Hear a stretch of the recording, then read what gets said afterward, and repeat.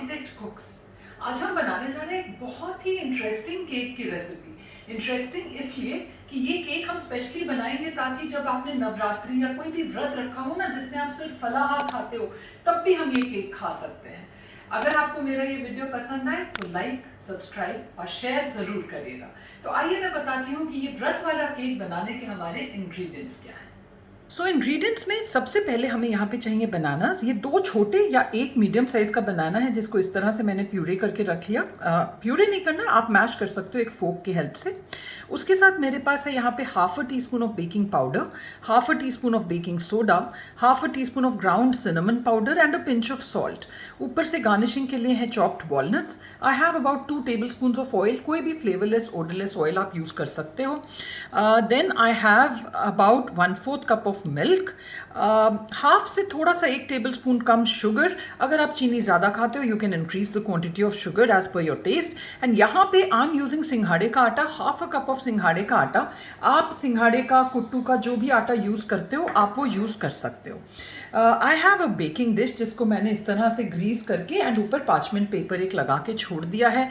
Oven जो मेरा है वो बेक मोड विच इज़ कि only heat is coming from the lower rod. Bake mode पे 170 डिग्री सेल्सियस पे मैंने प्री हीट होना रख दिया है ऑलरेडी। अब जो हमारा बनाना है उसमें हमने बस शुगर एंड जो हमारे वेट इंग्रेडिएंट्स है वो हमने डाल के छोड़ दिया। सबसे पहले इसको हम लोग ने एक बार अच्छे से मिक्स कर लेना है। Once this kind of mixes well, now what we'll do is we'll add this flour into it.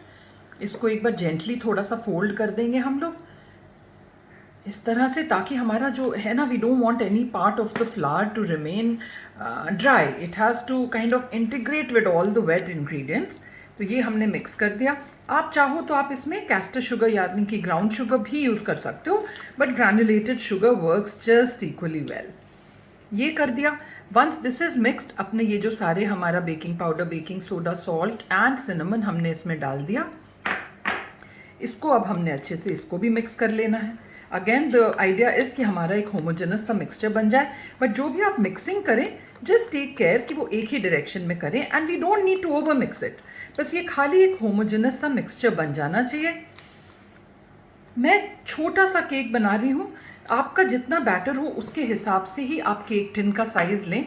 ऐसा नहीं हो कि बैटर बहुत ज़्यादा हो तो आपका टिन छोटा पड़ जाए, या बैटर बहुत कम हो तो आपका टिन इतना बड़ा हो कि केक एकदम पतली सी लेयर बन जाए। सो वो अंदाज़ आपको करना होगा। And then we'll just pour in the batter all of it. इसको काइंड ऑफ हम स्मूदन करेंगे।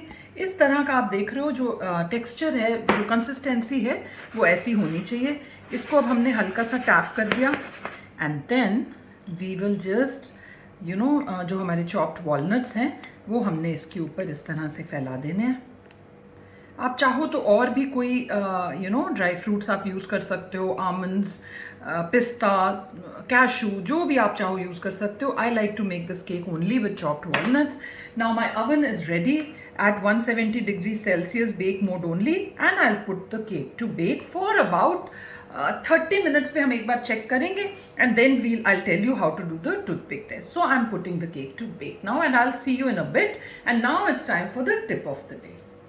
जैसा कि आप सब जानते हो, मैं अपने हर एपिसोड में एक ना एक आर्किटेक्चर या इंटीरियर से रिलेटेड टिप जरूर देती हूँ।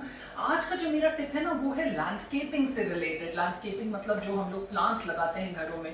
तो कई बार क्या होता है कि दो जो बंगलोज होते हैं या हमारी बैल्कनी से जो नेक्स्ट प्रॉपर्टी है वो बहुत नज़दीक होती है, उतनी ज़्यादा डिस्टेंस नहीं होता। So you want kind of a visual barrier. लेकिन अगर आप एक दीवार खड़ी कर दें या कंक्रीट जाली लगा दें या उस तरह का कुछ करें तो it is not very pleasant for the eyes. उसके लिए एक बहुत सिंपल सोल्यूशन है। By the time you constructing your house, उस जगह पे बाउंड्री के साथ आप कुछ बैम्बू ट्रीज उगा दें। By the time your construction is complete, the bamboo would have grown and bamboo grows 7, 8, 10, 12 feet tall and उसकी जो foliage होती है वो भी काफी घनी होती है। तो that forms a natural barrier and वो जो green barrier होता है ना, that's very pleasing for the eyes. So that was the tip for the day. And हमारा जो cake है that I'll show you in about 30 minutes what it looks like. And till then, bye bye. So friends, it's now been about 40 minutes हो गए हमारे cake को बनते हुए। Around 30 minutes में मैंने इस तरह से एक फॉयल ऊपर डाल दी थी सो दैट ऊपर वो